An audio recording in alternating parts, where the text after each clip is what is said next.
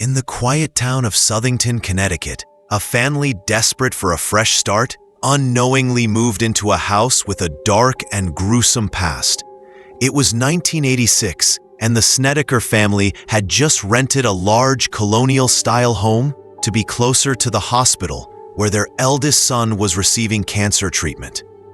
The price was right, the location was perfect, but the house held a secret that would plunge them into months of terror.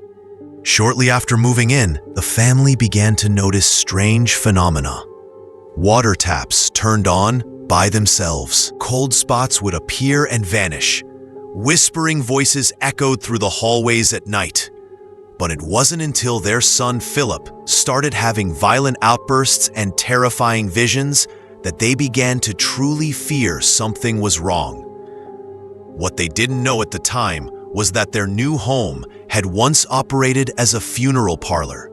The basement, where Philip slept, had been the embalming room.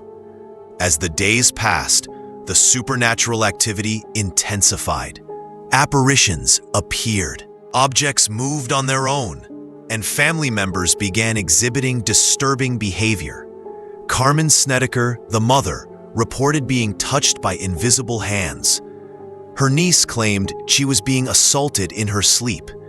The children became withdrawn, terrified of being alone, and plagued by nightmares that bled into waking life. Fearing for their sanity and safety, the Snedekers reached out to Ed and Lorraine Warren, renowned demonologists known for their work on the Amityville case and countless others. The Warrens arrived and immediately sensed a dark, oppressive energy inside the home. Lorraine, a clairvoyant, described seeing shadow figures and feeling the presence of something malevolent, something inhuman. Through their investigation, the Warrens claimed the house was infested with demonic entities, likely awakened by the traumatic rituals once performed in the basement. They believed that the embalming process had opened a doorway, one that invited unrested spirits and darker forces to take root.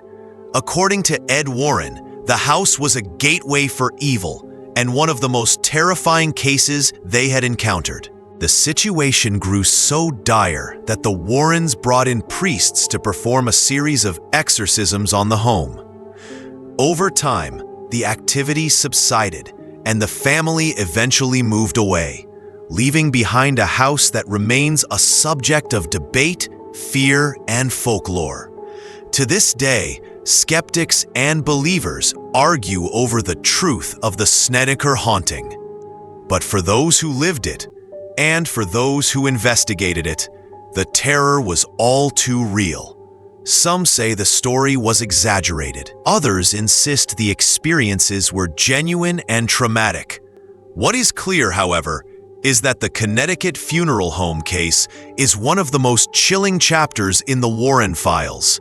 Whether you believe in ghosts or not, there's something deeply unsettling about a family seeking peace and healing, only to find themselves trapped in a living nightmare. And perhaps the scariest part of all is this: the house still stands, quiet, waiting, watching.